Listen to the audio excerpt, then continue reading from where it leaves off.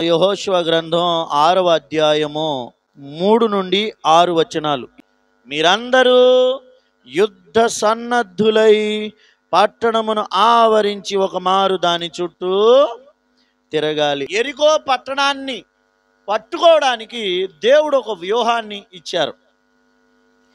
ఏ రాజైనా యుద్ధానికి వెళ్ళేటప్పుడు సేనాధిపతుల్ని, మంత్రుల్ని, అధిపతుల్ని అందరినీ ఒక చోటకి చేర్చి వాళ్ళందరూ కలిసి ఏం చేస్తారు? వ్యూహము వేస్తారు. శత్రువు యొక్క బలాలేంటి, శత్రువు యొక్క బలహీనత ఏంటి, శత్రువుని ఏ వైపు నుండి దాడి చేయొచ్చు, వాళ్ళ సైన్యం ఎంత, ఇదంతా వ్యూహం వేస్తారు. స్తోత్రం. కానీ ఇక్కడ ఇశ్రాయేలుకి వ్యూహకర్త ప్రభువే, దేవుడే యుద్ధానికి వ్యూహం చెబుతున్నారు. స్తోత్రం. ఎవరు నేర్పిస్తున్నారు వ్యూహాన్ని?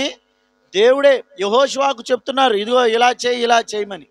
అందులో ఒక పట్టణాన్ని, యెరికో పట్టణాన్ని స్వాధీనం చేసుకోవడానికి దేవుడు యెహోషువకి చెప్తున్నారు. అలాగే దేవుని బిడ్డలారా, మనము కూడా మనం ఉన్న ప్రాంతాన్ని దేవుని కోసం సంపాదించాలి. ఆమేన్. మనం ఉన్న ప్రాంతాన్ని ఎవరి కోసం సంపాదించాలి? గట్టిగా చెప్పండి. స్తోత్రం. చాలా సంవత్సరాలుగా సేవ జరుగుతుంది, పరిచర్యలు జరుగుతున్నాయి, సేవకులు ఉన్నారు, విశ్వాసులు ఉన్నారు, సంఘాలు ఉన్నాయి. కానీ ఒక్క ఊరైనా పూర్తిగా దేవుని కోసం పట్టబడిందా అంటే లేదు. మీటింగులు జరుగుతూనే ఉన్నాయి, ఉపవాస ప్రార్థనలు చెప్పండి జరుగుతూనే ఉన్నాయి, స్వాత చెప్పేవాళ్ళు చెప్తూనే ఉంటున్నారు, భోజనాలు పెట్టేవాళ్ళు చెప్పాలా పెడతానే ఉంటున్నారు, తిప్పలు పడేవాళ్ళు పడతానే ఉన్నారు, డమ్ములు కొట్టేవాళ్ళు కొడుతున్నారు, కింద మీద అయ్యేవాళ్ళు అవుతూనే ఉన్నారు. కానీ ఒక చిన్న గ్రామాన్ని కూడా దేవుని కోసం ఏం చేయలేకపోతున్నారు. ఇంతమంది ఉండి కూడా, పదుల సంఖ్యలో సేవకులుండి, వందల వేల సంఖ్యలో విశ్వాసులు ఉండి కూడా ఒక్క ఊరిని చెప్పండి సంపాదించుకోలేకపోతున్నాం. ఎందుకు? కానీ దేవుడు ఇక్కడ మాట్లాడుతున్నారు, మీరు ఆ పట్టణాన్ని స్వాధీనం చేసుకుంటారు. హల్లెలూయా. ఎలా స్వాధీనం చేసుకోగలం మనం అంటే, దేవుని బిడ్డలారా, దేవుడు చెప్తున్నారు, మీరందరూ యుద్ధ సన్నద్ధులై ఉండండి. మీరందరూ అంటే యెహోషువ ఒకడేనా కదా? యెహోషువ కుటుంబమేనా? చెప్పండి. ఇశ్రాయేలీయులు అందరూ ఎలా ఉండాలంట? Very good. ఎలా ఉండాలి? ఒక పట్టణాన్ని పట్టుకోవడానికి ఆశపడుతున్నారు. ఆశపడే ప్రజలందరూ కూడా ఎలా ఉండాలంటే యుద్ధానికి సిద్ధమైన సైనికుల్లాగా ఉండాలి. ఆమేన్. అర్థమవుతుందా? సైనికుడు ఎప్పుడు యుద్ధానికి ఎవరు రెడీగా ఎంత సిద్ధంగా ఉంటాడో, ప్రతి విశ్వాసి దేవుని కొరకు ఎప్పుడు సైనికుల్లాగా ఉండాలి. అది పగలైనా రాత్రైనా, ఎండైనా వానైనా. హల్లెలూయా. ఇవాళ సంఘం సరైన సిద్ధపాటు లేకే సంఘము ప్రజలను సంపాదించుకోలేకపోతుంది. గ్రహించుకోవాలి. యెహోషువ ఎప్పుడు రెడీగానే ఉన్నాడా లేదా? యెహోషువ గొప్ప యుద్ధ వీరుడు. కానీ యెహోషువ ఉన్న ప్రజలు ఎలా ఉండాలి చెప్పండి? వాళ్ళు కూడా యుద్ధ సన్నద్ధులుగా. పాస్టర్ గారు ప్రార్థన చేస్తే సరిపోద్దా? పాస్టర్ గారు వాక్యం చెప్తే సరిపోయిద్దా? పాస్టర్ గారు ఉపవాసాలు ఉంటే చెప్పండి సరిపోయిద్దా? పాస్టర్ గారు ఖర్చు పెట్టుకుంటే సరిపోయిద్దా? పాస్టర్ గారు ఒక్కడ పోరాడితే సరిపోద్దా? ఒక పట్టణాన్ని సంపాదించాలంటే యెహోషువతో పాటు ఇశ్రాయేలీయులందరూ యుద్ధ సన్నద్ధులై ఉండాలి. హల్లెలూయా. యుద్ధ సన్నద్ధులు అంటే యుద్ధానికి సిద్ధంగా ఉన్నవాళ్ళు. సింహాల గుంపు గురించి మీకు తెలుసు కదా.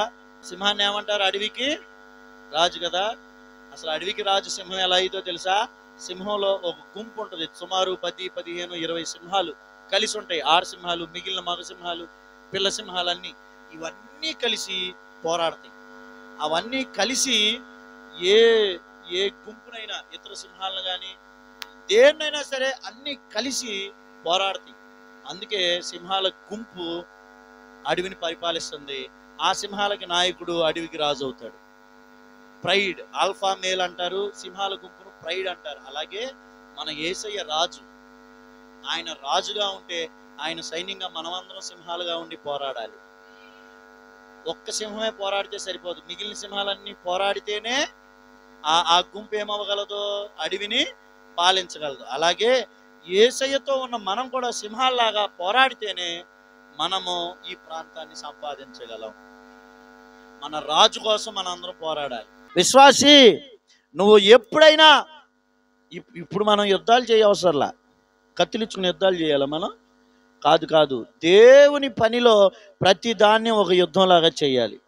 ప్రార్థన ఒక యుద్ధంలాగా చేయాలి. సువార్త పనిని ఒక యుద్ధ ప్రాతిపదికన చేయాలి. సైనికులు ఎలా దేని కోసమైనా సరే ఎప్పుడు రెడీగా ఎలా ఉంటారో, విశ్వాసులు దేవుని పని కోసం ఎప్పుడు రెడీగా ఉండాలి. స్తోత్రం చెప్పండి. ఆదివారాలు మందిరానికి రాలేని విశ్వాసి వల్ల ఏం పని జరిగిద్ది? ఒక పూట కూడా ఉపవాసం ఉండలేని విశ్వాసి వల్ల దేవుని పనులు చెప్పండి ఏం జరుగుతాయి? దేవుని కోసం ఒక్క రూపాయి కూడా ఖర్చు పెట్టుకోలేని విశ్వాసుల వల్ల దేవుని పనులు ఏం జరుగుతాయి? కొంతమంది, అయ్యా మా ఊరు మొత్తాన్ని ఇచ్చాయి ప్రభా మాకు, అసలు కాలనీ మొత్తం చెప్పండి. మరి ఎలా ఇస్తారు? నువ్వు యుద్ధం చేయాలిగా, నువ్వు పోరాడాలిగా. హల్లెలూయా. యేసయ్యా ఎరికో పట్టణం ఇచ్చి అటు చూస్తూ ఉంటాం అంటే అయిపోయేదా? వీళ్ళు యుద్ధ సన్నద్ధులుగా ఉండాలి. ఆమేనండి. సడన్గా ఈ రాత్రి నుంచి ఉపవాసం ఉండాల్సి వచ్చింది, ఏం చేయాలి? మాట్లాడాలా? అయ్యా ఇప్పుడే అసలే ఆదివారం మంచి వంటలు 2 పూట్లకు సరిపడా తెచ్చుకున్నాం అయ్యా, ఈ పూట అయినాక సైనికుడు ఈ పూట యుద్ధం ఉందంటే చెప్పండి, కొత్తగా పెళ్లి చేసుకున్నవాడైనా వెళ్ళిపోతాడు. భార్య డెలివరీ టైం దగ్గరికి వచ్చిందన్నా సరే ఉండరు. పాపం చాలామంది సైనికులు తమ పిల్లల్ని చూడకుండానే చనిపోయిన వాళ్ళు లేరా? భార్య గర్భిణీగా ఉన్నప్పుడు యుద్ధాలకు వెళ్ళారు. పాపం పిల్లలు పుట్టినప్పుడు కూడా రావడానికి కుదరక వాళ్ళు చనిపోయడానికి కనీసం కల్లారా తమ కన్న పిల్లలను కూడా చూసుకోకుండా ప్రాణాలు అర్పించిన సైనికులు ఎంతమందో అమరవీరులు. సైనికుల కోసం ఎప్పుడు ప్రార్థన చేస్తూనే ఉండండి. సైనికుల రుణం దేశం ఎప్పటికీ తీర్చుకోలేదు. చాలా గొప్పవాళ్ళు సైనికులు, త్యాగజీవులు. హల్లెలూయా. వాళ్ళు ఏ రోజైనా ఒక్కరోజైనా ఆగుతారా? ఏ కారణమైనా చూపి ఆగుతారా? సాయంత్రానికి బయలుదేరమంటే బయలుదేరేయాలి, ఇప్పటికిప్పుడు బయలుదేరమంటే బయలుదేరేయాలి. సైనికుడు ఎప్పుడు యుద్ధం కోసం రెడీగా ఉంటాడు. ఉపవాసం ఉండాలంటే నువ్వు ఉండిపోవాలంతే. ఒక ఆన్లైన్ ప్రేయర్లో ఉండాలంటే ఉండిపోవాలి. సైనికుడు ఎప్పుడైనా నా ఫ్యామిలీ ఊరుకోవట్లేదు అంటాడా? మీరు ఇవి చెప్పుకుంటున్నంత కాలం నువ్వు ఎప్పటికీ దేవుని కోసం సిద్ధంగా ఉండలేవు. Be a soldier for Christ. యేసు కొరకు ఒక సైనికుడుగా, సైనికురాలుగా మనం అందరం ఉండి తీరాలి. చెప్పండి, సైనికుడు దేనికైనా అడ్డు చెబుతాడా? వాతావరణం బాగాలేదని ఆగుతాడా? భారీ వర్షాలు పడినాయిగా భయంకరంగా, అది బుధవారం పగలు. నేను ఇక్కడి నుంచి బయలుదేరి వాక్యం చెప్పడానికి వెళ్ళాలి ఒక చోటకి. భయంకరమైన వర్షం మొదలైంది. ఇక ఆ రోజు నేను సిద్ధపడిన వాక్యం ఇదే. ఏంటి? మనందరం యుద్ధ సన్నద్ధులమై, నేను ఈ వాక్యం సిద్ధపడి ఈ వర్షంకి ఆగిపోతే ఏమన్నా న్యాయమా? వెళ్ళిపోయా అంటే పామర్లో అప్పటికి వర్షం లేదు, బయలుదేరేటప్పటికి సగం దూరం వెళ్ళాక వచ్చింది. ఎక్కడ ఆగుదాం అనుకున్నా, ఆగితే ఎట్టా టైం అయిపోతుంది. తడుచుకుంటానే, అది మామూలుగా పడతల వర్షం, చిన్న తుప్పరైతే వేరు, గుచ్చేస్తున్నట్టు ముఖాన్ని ఒళ్ళంతా. దానికి తోడు పెద్ద పెద్ద పిడుగులు బడేలు పడుతున్నాయి రోడ్డు పక్కల. ప్రభువా, పొలాల్లో ఎన్ని పడినా పర్లేదు, నా మీదకి మట్టికి రానే మాకయ్యా అనుకుని వెళ్ళిపోయా. స్తోత్ర. పిడుగులు పడుతున్నాయి, వర్షం పడుతుంది అని సేవకుడు పనిలో వెనక్కి తగ్గితే పని ఎలా జరిగిద్ది? తడుచుకుంటానే వెళ్ళా. అక్కడ పాస్టర్ గారు, లంకపల్లి నాతాయన అంకుల్ గారు, శారా ఆంటీ, వారు చూసి రామనుకున్నామయ్యా ఇంత వర్షంలో ఎలా వచ్చామంటే, అట్లాగే వచ్చేసాను అంకుల్ అని చెప్పా. వాళ్ళకి చెప్పాను, నేను ఈ వాక్యాన్ని సిద్ధపడ్డాను, మరి నేను ఎలా వచ్చానో మీరు చూశారు కదా. దేవుని కోసం ఎండని, వర్షాన్ని, చలిని, దేన్ని మనము లక్ష్య పెట్టకూడదు. ఒక సైనికుడే అనుకోవాలి మనం. హల్లెలూయా. ఒక సైనికుడు యుద్ధానికి ఏ ఆటంకాన్నైనా చూస్తాడా? చెప్పండి. మరి నువ్వెందుకు ఒక ఆటంకాన్ని చూసి ఆగిపోతున్నావు దేవునిలో? మీరందరూ యుద్ధ సన్నద్ధులుగా ఉండగలిగితే నేను పట్టణాన్ని అప్పగిస్తాను అని దేవుడు వాగ్దానం చేస్తున్నారు. నువ్వేమో కుటుంబం ఒప్పుకోవట్లేదని, వాతావరణం ఒప్పుకోవట్లేదని, చేతిలో డబ్బులు లేవని, ఆరోగ్యం సహకరించట్లేదని, టైం దొరకట్లేదని ఏదో ఒక సాకు చెప్పుకొని వెనకబడుతున్నావు. అయితే నువ్వు సైనికుడివి కాదు. నువ్వు సైనికురాలివి చెప్పండి కాదు. హల్లెలూయా. సంఘం ఖర్చు పెట్టుకోకుండా పనులు జరుగుతాయా? చెప్పండి. సంఘం ప్రార్థన చేయకుండా పనులు జరుగుతాయా? సంఘం అంతా దేవుని కోసం తెగించి బలముగా నిలబడకుండా పనులు జరుగుతాయా? స్తోత్రం చెబుదాం. సంఘము ఒళ్ళొంచి పని చేయకపోతే పనులు జరుగుతాయా? సంఘము నిద్ర కాయకపోతే పనులు జరుగుతాయా? సంఘం నడుం కట్టుకోకపోతే పనులు జరుగుతాయా? సంఘము యుద్ధ సన్నద్ధులుగా ఉండాలి. స్తోత్రం చెబుదాం. హల్లెలూయా. ఏ పనికైనా మనం రెడీ అవ్వాలంతే. నేను బాగా రెడీ అయ్యానండి, మంచి బట్టలు వేసుకుని. రెడీ కాదు, ఒక్కోసారి అట్ట కూడా రెడీ అయిపోవాలి. ఆమెన్. నేను మిమ్మల్ని బట్టి సంతోషించేది ముఖ్యంగా కాలనీ సంఘాన్ని బట్టి. సెమీ క్రిస్మస్ అయినా, కుటుంబ ఆరాధనలైనా, ఏదైనా, ఏ మీటింగ్ అయినా అప్పుడు దాకా పని చేస్తారు. నేను ఇంటికి వెళ్ళి రెడీ అయ్యి వచ్చేలోపు మీరు రెడీ అయ్యి వచ్చేస్తారు. దేవుడు మిమ్మల్ని దీవించును గాక. అయిపోయిందిలే, అయ్యాక పొగిడేసేవుగా చాలు ఇక మారిపోతాం అనుకుంటారా? కొంతమంది పొగిడితే మారిపోతారు. ఇదొక దరిద్రం. పొగిడితే ఏం చేయాలి? ఇంకా అభివృద్ధి అవ్వాలి. కానీ చాలేక ఈ జన్మకి చాలు తగ్గిపోమాకండి. స్తోత్రం. రాత్రి అయితే పగలు లేని గోతులు రాత్రులు వస్తాయా? మాట్లాడతలా. పగలు లేని దెయ్యాలు రాత్రులు వస్తాయా? పగలైతే సింహాలు ఉండవు, రాత్రులు అయితే వస్తాయా? రాత్రి అయితే కొంతమంది. వర్షం అయితే అసలు వర్షం కాదు, వర్షం పడిద్దేమో, ఏమో ఏమవుదునో నేనేమవుదునో. దేనికి? పరలోకం వెళ్ళి అక్కడున్న పరిశుద్ధుల్ని, అక్కడున్న వాతావరణాన్ని, నీ అందమైన సుందరమైన మీ ముఖాన్ని చూసి నేనేమైపోతానని యేసన్ గారు పాడితే, ఈ వర్షంలో నేనేమైపోతానో, ఈ ఎండలో చెప్పండి, ఈ ఉపవాసాలు ఉండి ఉండి ఏమైపోతానో, రాత్రి ఏమైపోతానో, ఒక కాల్ నైట్ ప్రేయర్లో ఉంటే ఏమైపోతానో అట్లా అనుకుంటే నిజంగా ఏమీ అవ్వవు. నీ వల్ల తుంగపూస కూడా వంగదే. అప్పటికీ కూడా నువ్వు ఏమీ చేయలేవు దేవుని కోసం. ఒక సైనికుడు అంటే ప్రాణాలు ఇవ్వడానికి కూడా రెడీ అయిపోవాలి. హల్లెలూయా. అలా ఉంటేనే నీ వల్ల దేవుని పని జరుగుతుంది. అలా నువ్వు ఉంటేనే నీకు మేలు, నీ ఇంటికి మేలు, సంఘానికి అభివృద్ధి. స్తోత్రం చెప్పండి.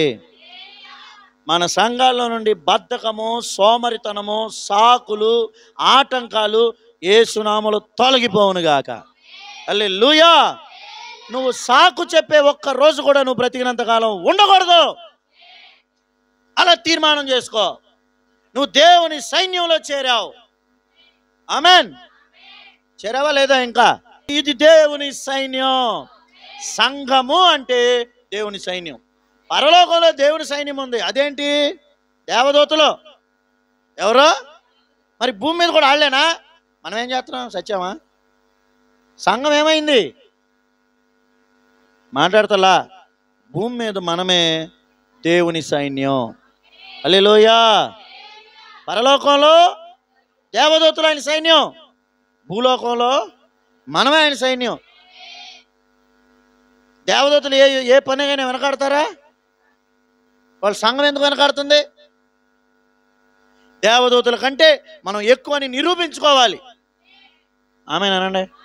ఇప్పుడు ఒకళ్ళు చేసే పనిని నువ్వు వద్దు, నువ్వు ఆగు, ఇంకొకళ్ళకి అప్పు చెప్తాను అన్నాను అనుకోండి, ఆ రెండో వ్యక్తి ఏం చేయాలి? చెప్పండి. అర్రెర్రే అనవసరంగా ఈ మనిషికి అప్పు చెప్పాను జిట్టు మొగానికి, వీళ్ళకి కాకుండా ఫస్ట్ వ్యక్తిగా ఇచ్చుంటే బాగుండు అనుకోవాలా? చెప్పండి. ఏం చేయాలి? వాళ్ళకంటే ఎక్కువ అనిపించుకోవాలా వద్దా? ఇప్పుడు దేవదూతలకి ఇవ్వాల్సిన పని దేవదూతలకు అప్పచెప్పాల్సిన పని దేవుడు ఎవరికి? సంఘము దేవుని సైన్యం. నీ తర్వాతే భూమి మీద దేవదూతలైనా సరే. ఈ మాట నేను ఖచ్చితంగా చెప్తున్నా, నమ్మండి. భూమి మీద దేవుడు ఎంత అధికారం ఇచ్చారో తెలుసా? నువ్వు ఏది విప్పుతావో పరలోకంలో అది విప్పుతాను, నువ్వు ఏది బంధిస్తావో పరలోకంలో. ఎవరికి ఇచ్చారో అధికారం? దేవుడు. దేవదూతలుగా, సంఘానికా? చెప్పండి. భూమి మీదక సంఘం తర్వాత ఎవరైనా. ఆమేన్. ఏ పని చేయాలన్నా ఎవరో భూమి మీద. మరి మనం పడుకుంటే, మనం సాకులు చెప్తూ కూర్చుంటే, మనము దేవుని పనికి దూరం అయితే ఎలా జరిగిద్ది పని? అందుకే ఈ రోజు నుంచి మనందరం యుద్ధ సన్నద్ధులం అవ్వాలి. అలా ఉంటే కాలనీలే కాదు, మనం గ్రామాన్ని సంపాదించగలం. స్తోత్రం చెబుదామా? అందరూ ఎలా ఉండాలి? హల్లెలూయా.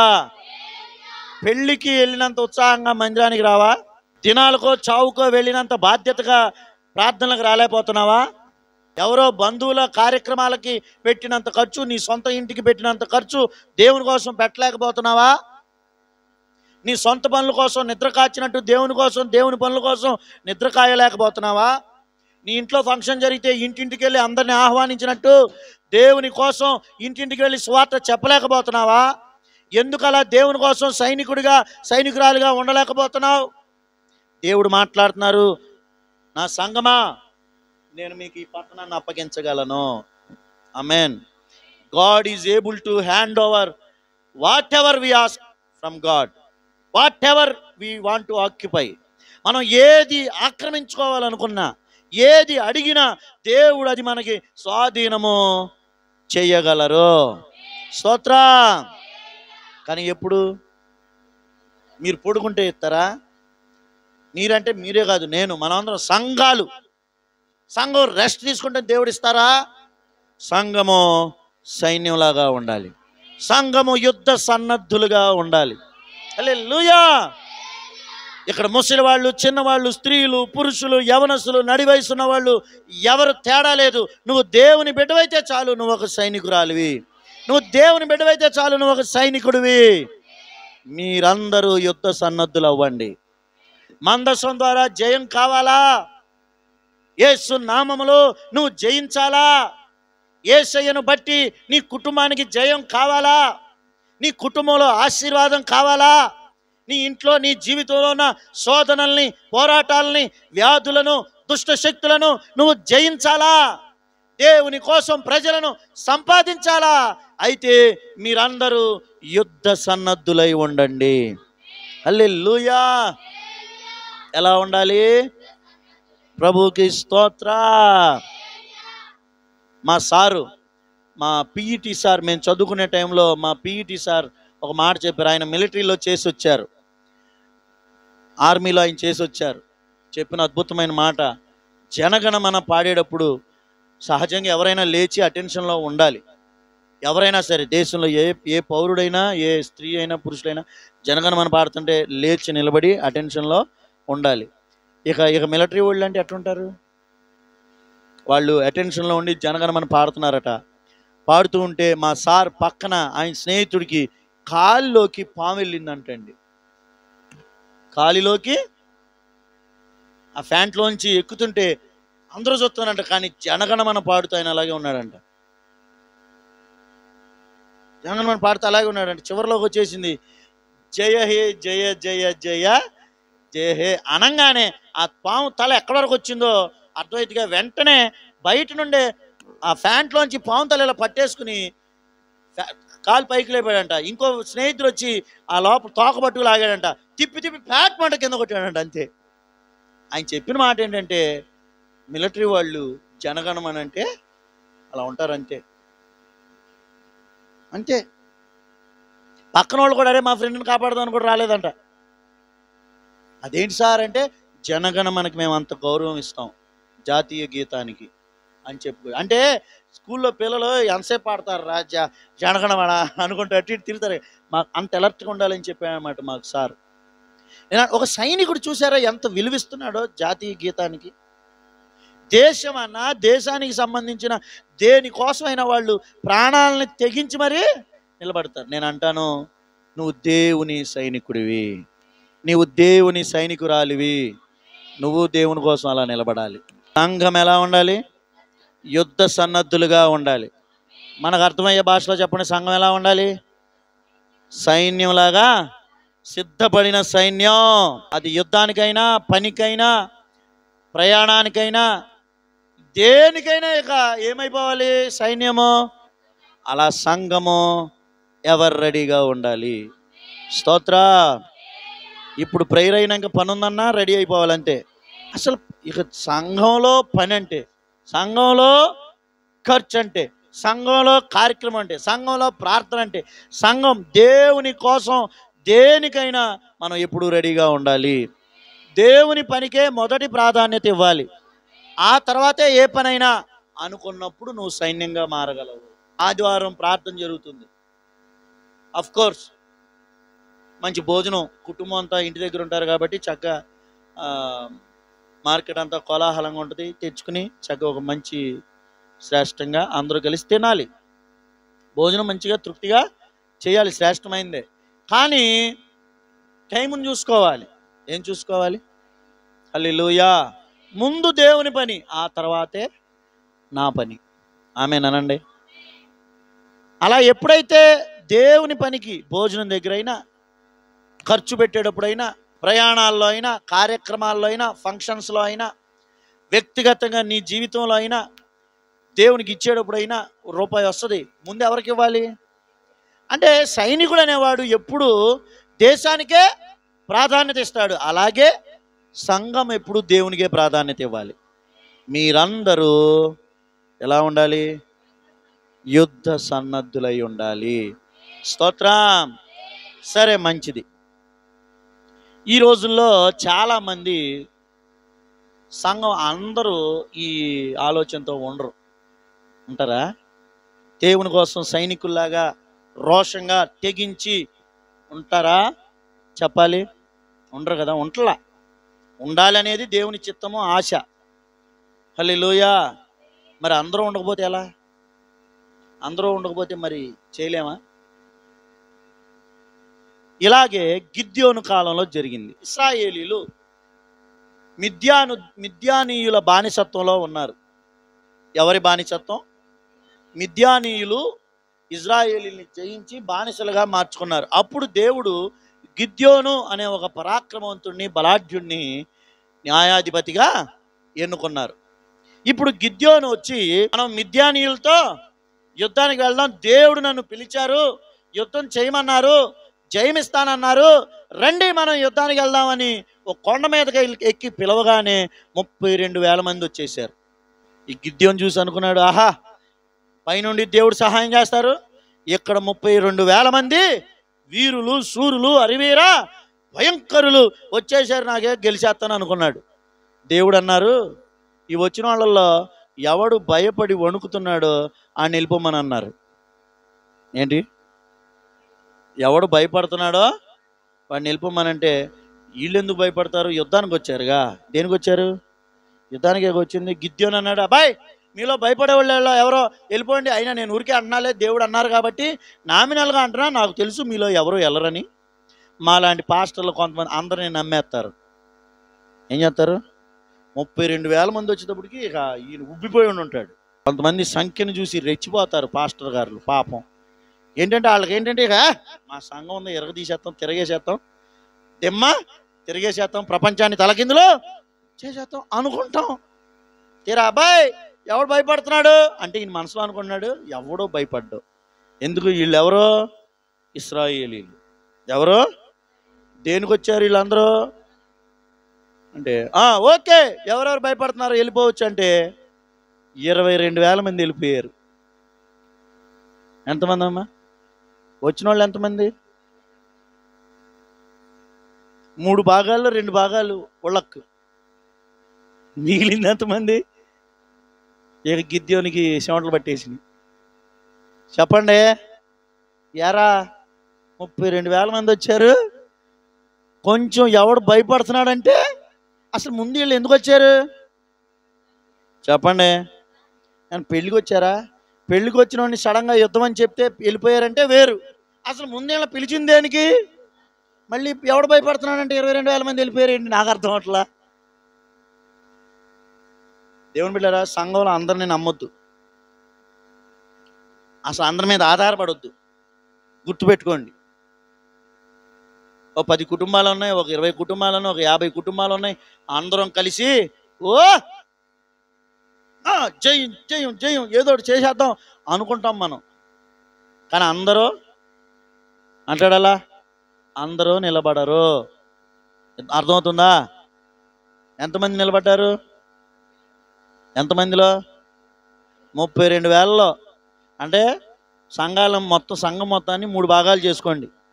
3 భాగాల్లో 2 భాగాలు నిలబడరు అనేది ముందే అంచనా వేసుకోండి. అర్థమవుతుందా? ఆ నిలబడిన వాళ్ళల్లో నిన్నేసుకో మాకు. హల్లెలూయా. అర్థమవుతుందా? ఏంటో లెక్కలు చెప్తున్నాడు పాస్టర్ గారు. ఏ సంఘానికైనా ఇది మర్మం, ఇది తెలుసుకోవాలి.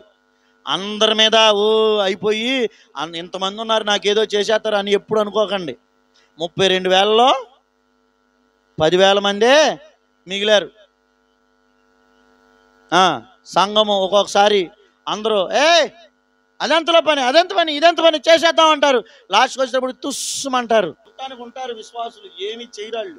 ఈ 10,000 మంది అదేంటి గిద్యోను గారు మొత్తం 32,000 మందిగా వాళ్ళని ఎందుకు పంపించేసావు? వాళ్ళైతే వెళ్ళిపోయి ఇళ్ళకెళ్ళి బతకాలా, మేము యుద్ధంకి వచ్చి చావాలా అనుకున్నారు ఈ 10,000 మంది? చెప్పండి. అనలా, రెడీ వీళ్ళైనా సరే. హల్లెలూయా. ప్రభు అన్నారు నాకు వీళ్ళు కూడా ఎక్కువే అన్నారు. దేవుడు ఏమన్నారు? వీళ్ళు కూడా. అవునా ప్రభా? సర్లే ఒక 100 మందిని తీసేద్దాం అనుకున్నాడు గిద్యోను. సరేదా, నది దగ్గర తీసురా. అందరూ తాగారు. నీళ్ళు తాగమని వాళ్ళని అన్నారు. నీళ్ళు తాగితే ఒక్కొక్కరు ఒక్కొక్కలాగా తాగారు. కొంతమంది చేతితో నీళ్ళు తీసుకుని ఇలా కుక్కలాగా కతికి తాగారట. కొంతమంది మోకాళ్ళతో కృంగి తాగారట. కృంగి తాగిన వాళ్ళని పక్కన పెట్టు, మిగిలిన వాళ్ళని ఒక పక్కన పెట్టంటే కృంగి మోకాళ్ళతో కృంగి తాగిన వాళ్ళు 9,700 మంది, మిగిలిన వాళ్ళు 300 మంది. గిద్యోను అనుకున్నాడు ఈ 300 మందిని పంపించేసి 9,700 మందిని ఉంచుతాననుకుంటే దేవుడు అన్నారు 9,700 మందిని పంపించేయమన్నారు. ఇప్పుడు మిగిలింది ఎంతమంది? దేవుడు అన్నారు ఈ 300 మందితో యుద్ధానికి వెళ్ళన్నారు. గిద్యోను ఇక్కడ ప్రభా నేను వెళ్ళిపోతాను, ఇక నేను యుద్ధం నా వల్ల అది ఏంటయ్యా మరి నా మీద వీళ్ళ మీద కక్ష కట్టావా? 32,000 మంది ఎత్తి ఎట్టగొట్ట చేద్దాం అనుకున్నా. సరే ఆఖరికి 10,000 మంది మిగిలినా కొంచెం ధైర్యము కూడగట్టుకున్నాను. ఏంటయ్యా ఎంత పని చేసావు? 300 మందా? ఏమైపోతానయ్యా నేను అన్నాడా? స్తోత్రం చెప్పండి. అబ్బాయి మనం 300 మందిమే, మనమే యుద్ధానికి వెళ్ళాలి అంటే ఈ 300 మంది 30,000 మంది ఏమయ్యారు, 10,000 మంది ఏమయ్యారు అనే బ్యాచ్ కాదు. నేను చెప్తున్నాను, పక్కన వాళ్ళు ఎందుకు చేయట్లేదు, పక్కన వాళ్ళు ఎందుకు రావట్లేదు, ఇతరులు అసలు ఏమైపోయారు అని చూసేవాడి వల్ల ఏ పని. పోయేవాళ్ళు పోయారు, మిగిలిన 300 మంది వజ్రాలు లాంటి వాళ్ళు, ఒక్కొక్కడు దేవుని కోసం తెగించిన వాళ్ళు. హల్లెలూయా. పర్సంటేజ్ ఎంతో తెలుసా? 32,000లో 300 మంది అంటే 1%. అంటే 100కి ఒక్కడు. చెప్పండి, 100కి ఒక్కడే మిగిలాడు. 32,000లో 1% కంటే తక్కువ. 100కి ఒకళ్ళంటే 320 మంది ఉండాలి. కానీ మిగిలింది 300 మంది, 1% కంటే తక్కువ. అంటే సంఘంలో 1% మంది విశ్వాసుల ద్వారా కూడా దేవుడు గొప్ప కార్యాలు చేయగలరు. స్తోత్రం చెప్పండి ఒకసారి. హల్లెలూయా. ఒకవేళ సంఘంలో 10 మంది విశ్వాసులే ఉంటే 10 మంది ద్వారా జరగకపోయినా ఆ ఉన్న 1% ఆ ఒక్క విశ్వాసం వల్ల దేవుడు కార్యం చేయగలరు. ఒకవేళ సంఘంలో 20 మంది విశ్వాసులు ఉంటే 20 మంది కలవకపోయినా ఆ 2 వల్ల దేవుడు కార్యం చేయగలరు. కార్యం చేసేది ఎవరు? నిలబడాల్సింది మనం. ఆమేన్. యుద్ధం చేసేది ఎవరు? దేవుడే. కానీ నిలబడింది 300 మందే. మీరు అనుకోండి, ఆ 32 వెళ్ళిపోయిన 22,000 మందిలో నేను లేను, ఆ వెళ్ళిపోయిన 9,700 మందిలో నేను, దేవుని కొరకు నిలిచిన 300 మందిలో నేను ఒకడిని, దేవుని కొరకు నిలబడిన 300 మందిలో నేను ఒకదానిని. హల్లెలూయా. యెరికో పట్టణాన్ని పట్టుకోవడానికి అందరూ యుద్ధ సన్నద్ధులు అవ్వాలన్నారు దేవుడు. కానీ మిద్యానీయుల్ని గెలవడానికి 300 మంది చాలన్నారు. ఆమెన్. ఈ రోజున నీ కుటుంబం జయించాలన్నా, నువ్వు సంఘం కోసం ఏదైనా గొప్ప కార్యం చేయాలన్నా నువ్వు నిలబడితే చాలు. ఆమెనండి. మీరు నిలబడితే చాలు. పదపద్దాక ఆదివారం ప్రార్థనలు మానేసేవాళ్ళు, ఉపవాస ప్రార్థనలు కూడా సరిగ్గా రాలేని వాళ్ళు, దేవుని కోసం సరిగ్గా ఇవ్వలేని వాళ్ళు, దేవుని కొరకు నిలబడలేని వాళ్ళు, ఇలాంటి వాళ్ళ వైపు చూడొద్దు. వీళ్ళందరూ వెళ్ళిపోయిన 31,700 మంది. మొత్తం మీద ఎంతమంది వెనక్కి వెళ్ళిపోయారు? వీళ్ళందరూ యుద్ధానికి వచ్చిన వాళ్ళే, చేద్దాం దేవుడి కోసం నిలబడదాం అనుకున్న వాళ్ళే. కానీ వెళ్ళిపోయే అవకాశం వచ్చినప్పుడు 31,700 మంది, కానీ 300 మందే నిలబడ్డారు. నేను మీతో చెప్తున్నాను, దేవుని కొరకు నిలబడని వాళ్ళ వైపు చూసావా, నువ్వు ఓడిపోతావు. అర్థమవుతుందా? అది నీ సొంత కుటుంబీకులు అవ్వచ్చు. నీ సొంత కుటుంబీకులు నిన్ను నిరుత్సాహపరుస్తున్నా, నీ తోటి విశ్వాసులు నువ్వేదైనా దేవుని కోసం చేయాలనుకున్నప్పుడు నిలబడకపోయినా నువ్వు మాత్రం దేవుని కోసం నిలబడాలి.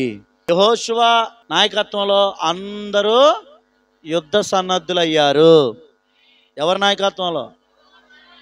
అందరూ ఏమయ్యారు అంటే ఇప్పుడు సంఘం అంతా ఎలా ఉండాలి? యుద్ధ సన్నద్ధులుగా, దేవుని కొరకు ఒక సైన్యంలాగా ఉండాలి. ఆమెన్. అందరూ యుద్ధ సన్నద్ధులుగా ఉన్నారు యెహోషువ దగ్గర.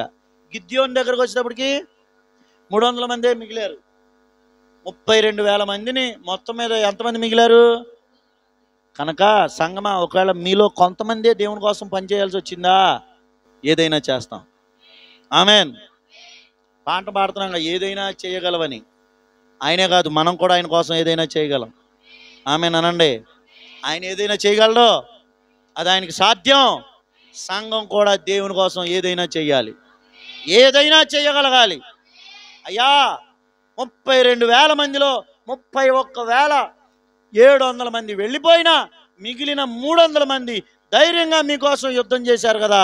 అలా మా సంఘంలో మాతో ఇతరులు చెయ్యి కలిపినా కలపకపోయినా, ఇతరులు ఖర్చు పెట్టుకున్నా, ఇతరులు ఉపవాసం ఉన్నా, హల్లెలూయా, ఇతరుల్లో ఆసక్తి ఉన్నా, ఇతరులు మాతో మనసు ఏకీభవించినా, ఇతరులు ముందుకు అడుగు వేసినా, స్తోత్రం, మాలో కొంతమంది ద్వారా అయినా మీరు కార్యం చేయగలరు. మాలో కొంతమంది ద్వారా అయినా మీరు జయం ఇవ్వగలరు. హల్లెలూయా. కనుక సంఘంలో ఇది నేర్చుకోవాలి. ఏంటంటే, వెనకబడిపోతున్న వాళ్ళని, నిరుత్సాహపరుస్తున్న వాళ్ళని, మీతో కలిసి ముందుకు రాని వాళ్ళని చూడొద్దు. ప్రార్థన చేయండి వాళ్ళ కోసం. ఇప్పుడు వెళ్ళిపోయిన 31,700 మందిని ఎవరినైనా తిట్టారో వీళ్ళు? వాళ్ళని ఏమైనా సణుక్కున్నారా?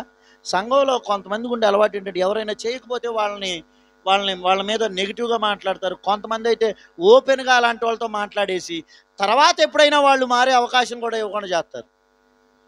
సపోజ్ ఇప్పుడు నేనే ఒక మంచి విశ్వాసిని, నేను దేవుని కోసం ఏదో చేయాలనుకున్నా, ఎవరో చేయట్లా పక్కన వాళ్ళని ప్రోత్సహించాలి. ఏం చేయాలి? ఖచ్చితంగా వాళ్ళ కోసం ఏం చేయాలి మనం వ్యక్తిగతంగా? అంతేగాని వాళ్ళని వెళ్ళి కించపరిచేయకూడదు. వాళ్ళని వెళ్ళి వాళ్ళ గురించి చెడుగా ఎందుకంటే రేపు ఏదైనా వాళ్ళు దేవుని కోసం చేసే మనసు కూడా వాళ్ళకు పోయిద్ది. అర్థమవుతుందా? కనుక ఈ మిగిలిన 300 మంది మిగిలిన వాళ్ళతో సంబంధం పెట్టుకోవాలా. మిగిలిన వాళ్ళతో వెళ్ళి ఏమి లావాదేవీలు, బేరసారాలు చేయలా. వాళ్ళు పోతే పోనీ, మనం ఉన్నామంటే. దేవుడిలా అలా మనల్ని బలపరచును గాక. ఎంతమంది కలుస్తున్నారు మనతో? ఎంతమంది ఈ పని కొరకు ఏకీభవిస్తున్నారు? మనం చేసేద్దాం. ఆమేన్ అనండి. హల్లెలూయా. మరీ తక్కువైపోయాంగా అనుకున్నారా మీరు? దేవుడు మిమ్మల్ని బలపరచును గాక. స్తోత్రం చెబుదామా? తక్కువైపోతే దేవుడు చేయలేరా?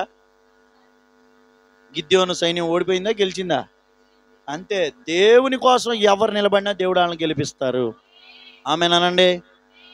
అయ్యా, యెహోషువ దగ్గర అయితే అందరూ యుద్ధ సన్నద్ధులుగా ఉన్నారు కాబట్టి గెలిచారు. మరి మాలో కొందరమే దేవుని కోసం నిలబడ్డామంటే మీ ద్వారా అయినా దేవుడు చేయగలరు.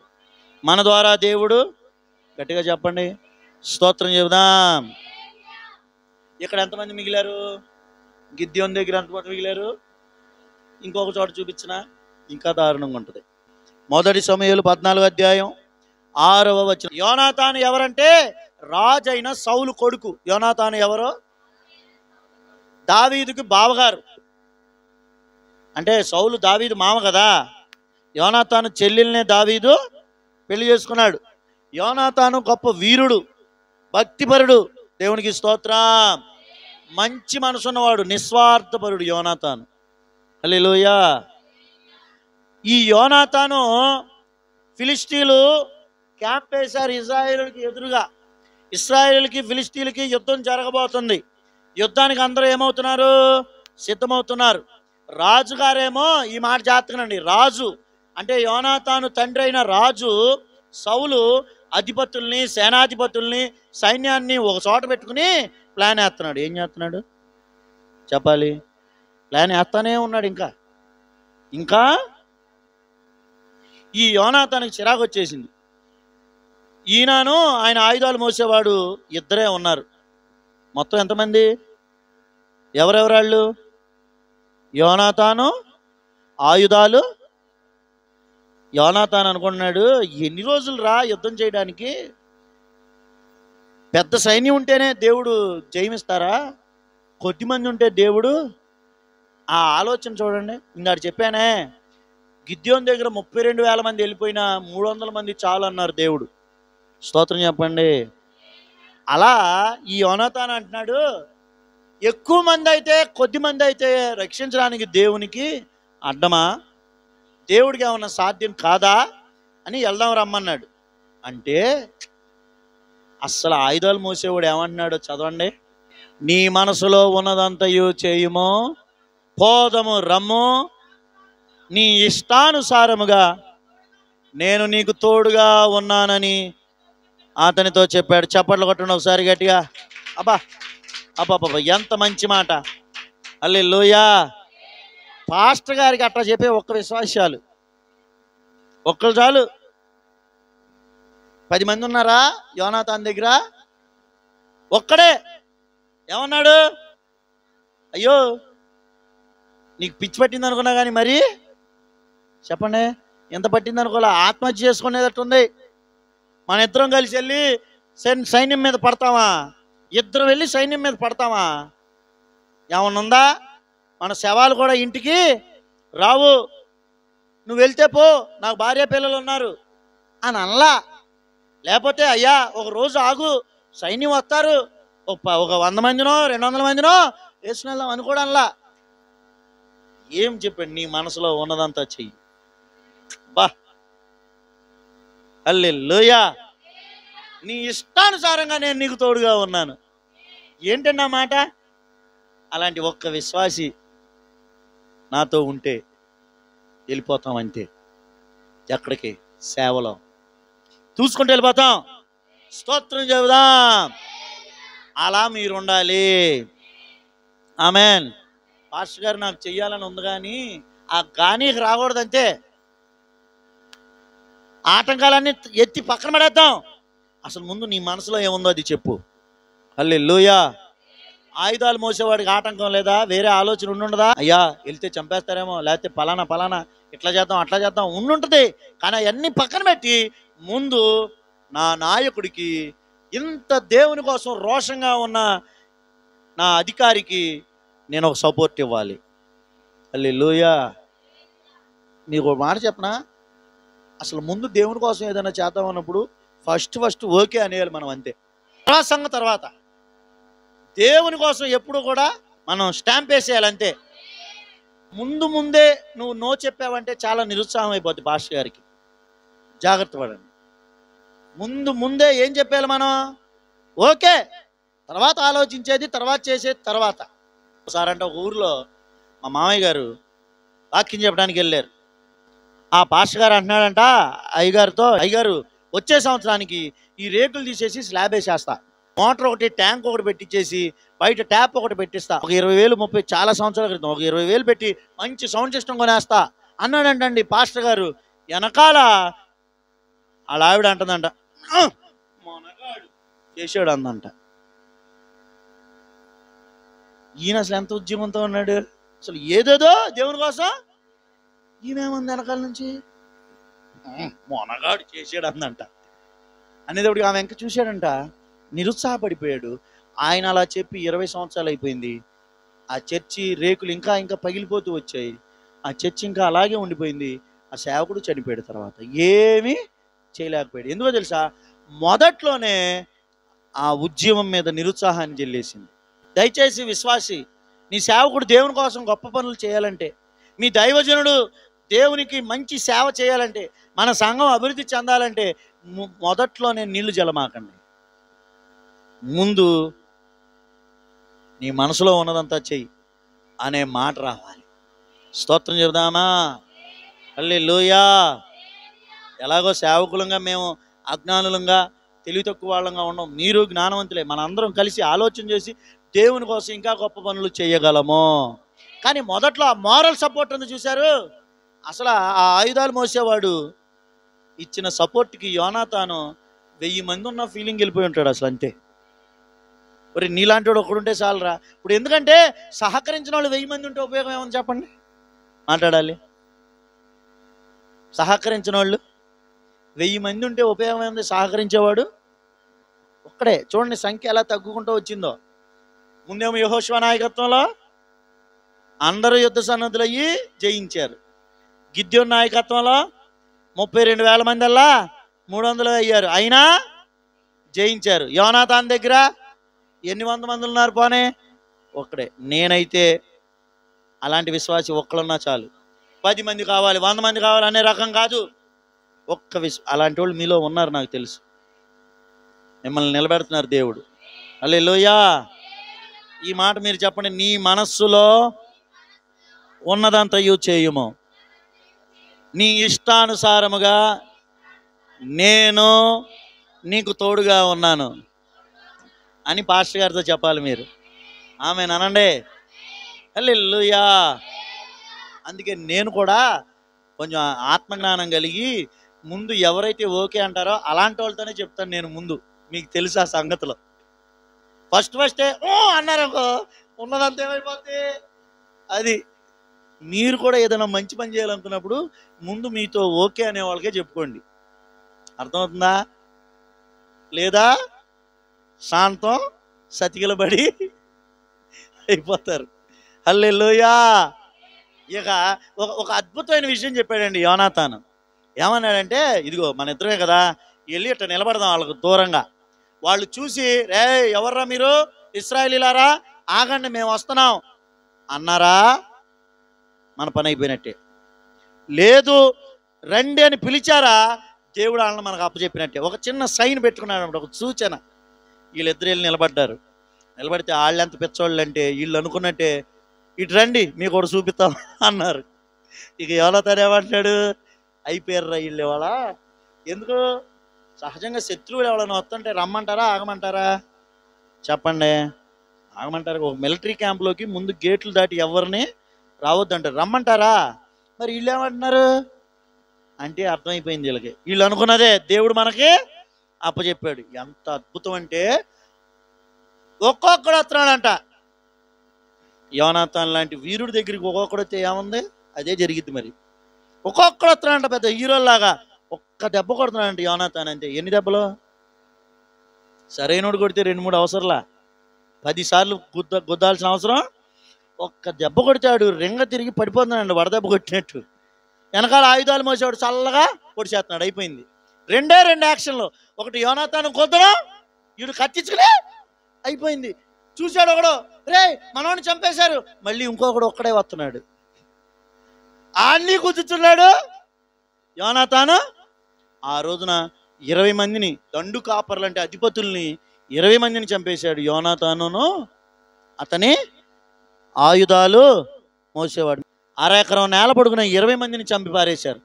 ఈ సంగతిని, అరే మన దండు కాపరులనే చంపేశాడంట యోనాతాను, అతను ఆయుధాలు మోసేవాడు, వీళ్ళు మామూలు కాదని ఫిలిష్తీయుల సైన్యం అంతటికి భయం వేసిపోయి దాని ద్వారా దేవుడు వారికి గొప్ప జయం ఇచ్చారు.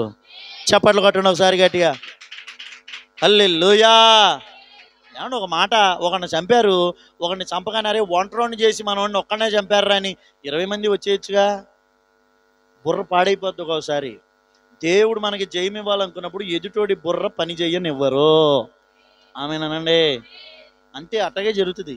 ఇప్పుడు ఒక్కడిని పట్టుకు చంపారు, తెలివి ఉన్న వాళ్ళు ఏం చేయాలి? అరే అందరం చుట్టుముడదాం రండి అనుకోవాలా?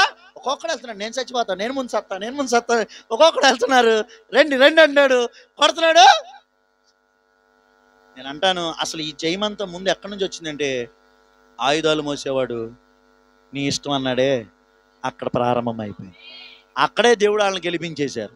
హల్లెలూయా.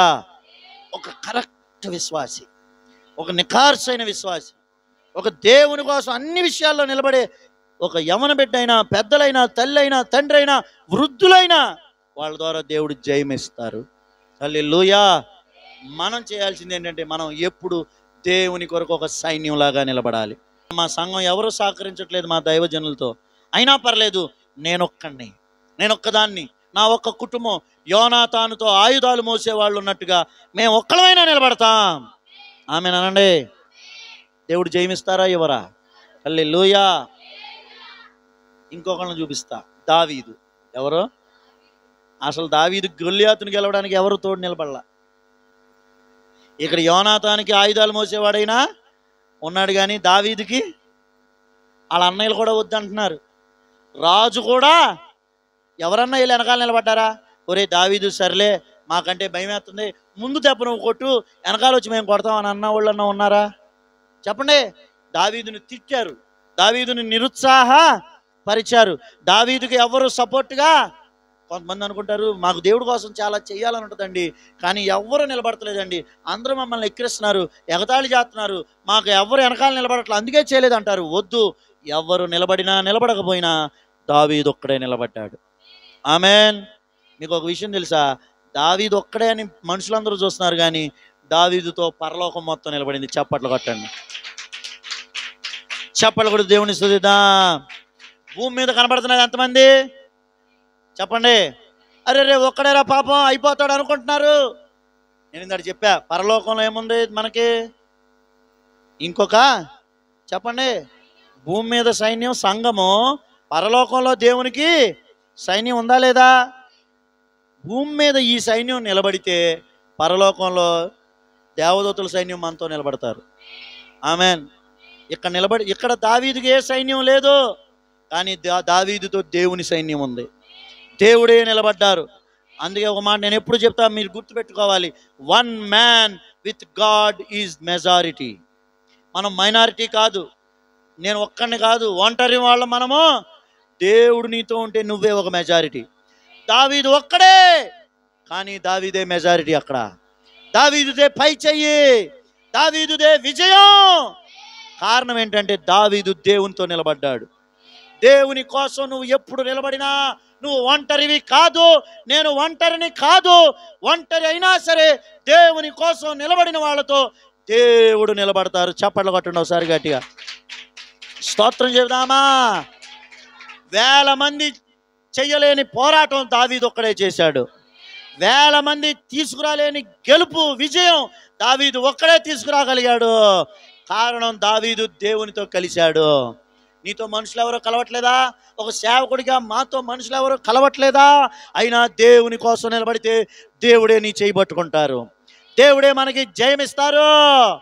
సంఘం కోసం, దేవుని కోసం గొప్ప కార్యాలు చేయాలనుకుంటున్నావా దేవుని బిడ్డ? ఎవరు నిలబడినా నిలబడకపోయినా నువ్వు దావీదులాగా నిలబడు. ఆమేనండి.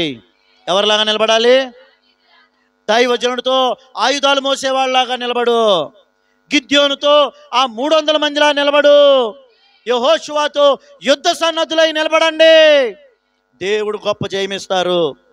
నీ ఇంట్లో శోధనలా, నీ కుటుంబంలో కష్ట నష్టాలా, ఇరుకులు ఇబ్బందులా నిలబడు, దేవుడు నీకు జయమిస్తారు. ఆమేనండి. ఒక సైన్యంలాగా నిలబడు, సైనికుల్లాగా నిలబడు, సైనికుల వల్లే నిలబడు. ప్రభువా నేను నీ కోసం ఈ యుద్ధం చేస్తున్నాను, నన్ను గెలిపించు ప్రభువా అంటే దేవుడు నీకు జయమిచ్చును గాక. ఇటు సంఘమును అభివృద్ధి పదంలో నడిపించగలవు, నీ కుటుంబానికి విజయం చేకూర్చగలవు. నువ్వు ఒక సైనికుడిగా నిలబడాలి, నువ్వు ఒక సైనికురాలుగా నిలబడాలి. ఆమేనండి. చివరిలో మీరు ఒక మాట గుర్తుపెట్టుకోవాలి, దేవుని కోసం నేను ఒక సైనికుడిని, దేవుని కోసం నేను ఒక సైనికురాలిని. ఆమేనండి. దేవుని కోసం మా సంఘం ఒక సైన్యం. హల్లెలూయా. దేవుని కోసం ఆ గిద్యోను 300 మందిలో నేను ఒకడిని. దేవుని కొరకు ఆయుధాలు మోసే వ్యక్తిని నేనే. దేవుని కోసం నేను ఒక దావీదుని. ఆమేనండి. ప్రభు మనల్ని అలా బలపరచునుగాక. దేవుడి మాటలు మన వెనుకల్లో దీవించునుగాక. కళ్ళు మూసుకొని ప్రార్థన చేసుకుందాం.